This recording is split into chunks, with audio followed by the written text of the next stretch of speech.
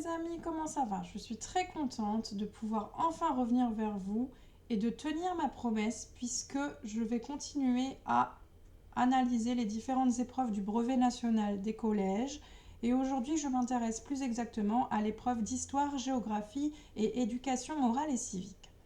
Alors effectivement, l'épreuve d'histoire-géographie est en réalité divisée en 3 sous-épreuves distinctes. D'abord l'épreuve de géographie sur 20 points, puis l'épreuve d'histoire sur 20 points, et enfin l'épreuve d'éducation morale et civique sur 20 points également. Alors, commençons par la géographie. On présente à l'élève 2 documents. Généralement un texte de quelques lignes et un document iconographique, un croquis, une carte, un schéma. D'accord? On va poser à l'élève des questions sur le document 1, des questions sur le document 2 et une question qui porte sur les 2 documents. Alors, pour vous donner un exemple, le sujet du brevet 2025 portait sur la vallée de la batterie.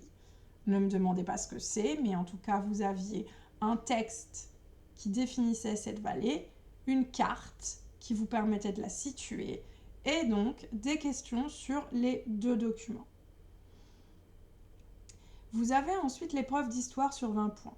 Vous avez d'abord, là, encore une fois, vous avez une question à laquelle vous allez devoir répondre en quelques lignes, une vingtaine de lignes, dans un développement relativement construit.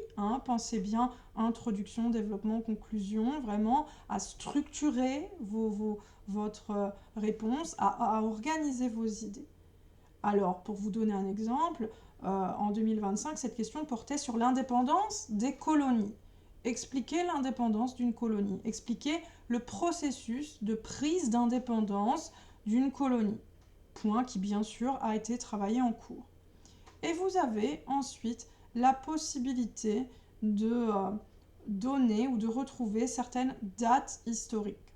D'accord? On vous interrogera sur des dates précises ou on vous demandera d'en proposer. Alors, pour vous donner un exemple, en 2025, vous aviez des pièces de monnaie fictives. Sur chacune de ces pièces, un événement historique était représenté et on vous demandait de retrouver la date qui correspondait à ces événements. Enfin, l'éducation morale et civique. Alors, on vous propose une situation travaillée en cours, on vous propose 2 documents, généralement un texte et une image plutôt, et on vous posera des questions sur chacun de ces documents. Et ensuite, en prenant en compte les 2 documents, on vous demandera de vous impliquer, de prendre part à une sorte de projet. Alors, je vais vous donner un exemple. L'épreuve d'éducation morale et civique de 2025 portait sur l'égalité homme-femme. D'accord? Vous aviez 2 documents. Un extrait de la Constitution de la Ve République et une affiche qui mettait en scène une grande dame, une pionnière. D'accord?